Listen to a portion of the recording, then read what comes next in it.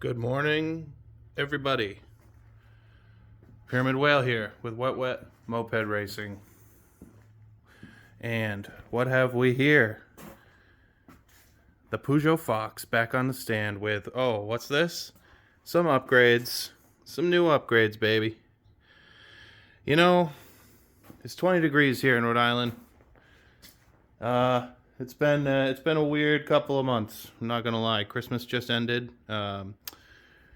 It's a slow winter.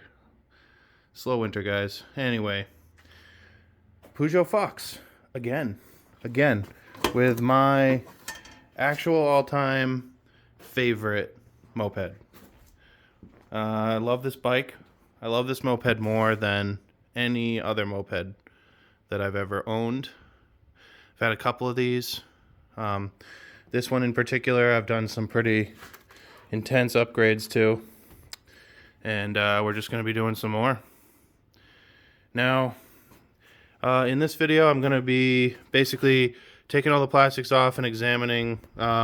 This season, I put about 800 miles on a stage 6 cylinder, and it was amazing. The new stage 6 103 cylinder, and I used a liquid cooled head from Treatland. That was the Hobbit head. That's all in my other videos about all of that. So now, basically, it's going to be time to take everything apart, examine bearings. I already have the cylinder off. A friend of mine wanted it. So that's gone. I'll quickly go over what the upgrades that we'll be doing. Just going to put a new seat cover on because this one has some rips. I'm going to be installing the MVT 70 cylinder, which I put this on my 103 and it's fucking sweet. Oh geez, it's not sweet when you drop it, but as you can see, pretty fantastic. Great porting and transfers, excellent stuff. And I don't know how I managed to get this, but I did. And that's one of the Seletras with both Wallaroo and Fox plates. Yeah, again, I didn't even know they made this. I just came across it and I said, wow, I have to have that. So I got that.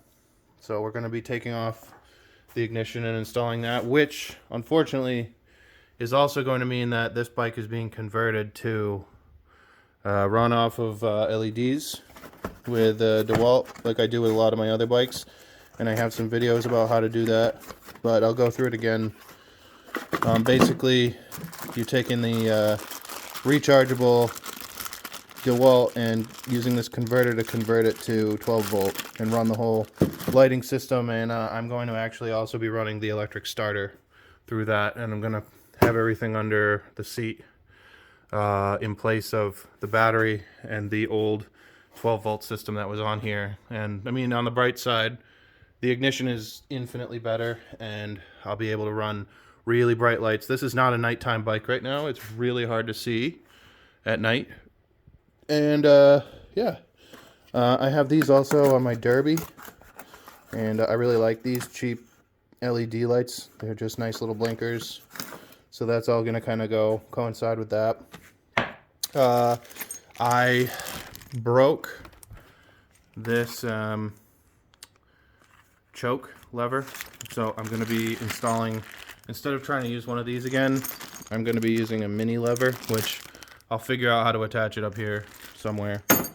And then this is the other thing I broke that I know of, is the kickstart. As you can see, I broke that, but I was able to find a new one. And all this stuff comes from Europe, so it's not hard to get, but it's a process sometimes. But yeah, we're going to be going through it, examining everything. I know that the bearings are good, but I'm still going to check them and make sure we're happy with that. And I love the pipe, and I mean, for the most part, it's just going to be going through, reinstalling, and test driving. But I mean, with the stage 6 cylinder, I was getting pretty well over 60 miles an hour on this, and again, we're just going to go through everything, and I'll keep up with this video. Just to briefly go through what my drive is, because I've had quite a few people ask me about this while I have it open and can show you. It's a Malossi variator under here with 15 grams. The Bando belt, which I believe comes stock. I found that it has more travel in it. Polini bell, Polini clutch with springs I'm actually going to be adjusting, and I swapped out my pulley to a Dio pulley. And what is it? I don't know. Maybe someone can make this out, but N Sports. It was like $100, and it's much better than the stock pulley, and it fits without any issues. And yeah, I'm running the electric start. Maybe I have to take the cheek off here first, but I'm happy. My bearings seem good, and you know, everything's running smooth in here.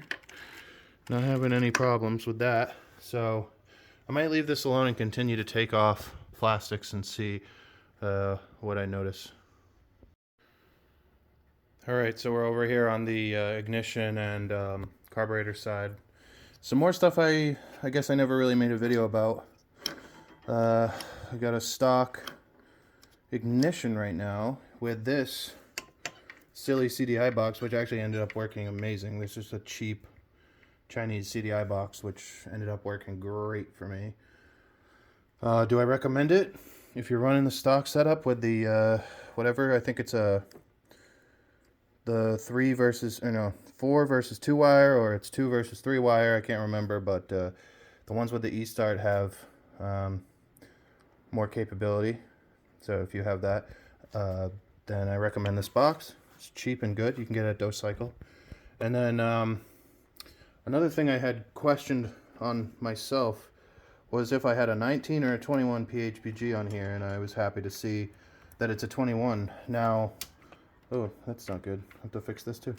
But I was happy to see that it is a 21, and I am in fact running 2-stroke internals, which I really could not remember. So I'm happy about that. And then the other thing is in here, it's kind of hard to see, but I actually have a Stage 6 Dio reed block that shoots the carb out of the side. Maybe I can get a better view on the other side here. So it's actually a, like I said, it's a Dio reed block. Stage 6 makes it, and it just happened to fit really nicely.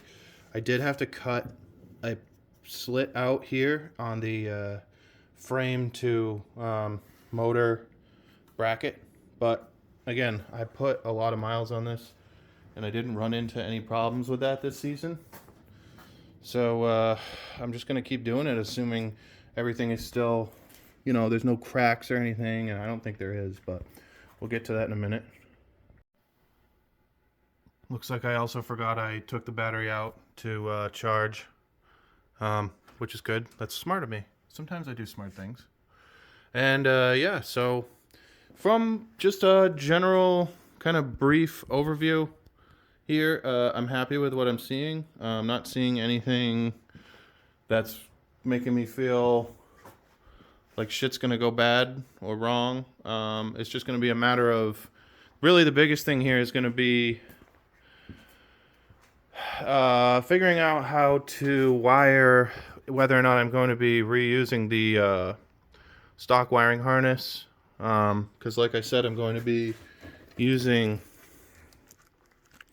a rechargeable battery system for the lights and for the electric start, and the horn and all that. And then the question is, you know, with the Soletra ignition, am I, you know, what am I in for here? So I'll make another separate video when I start actually doing the install.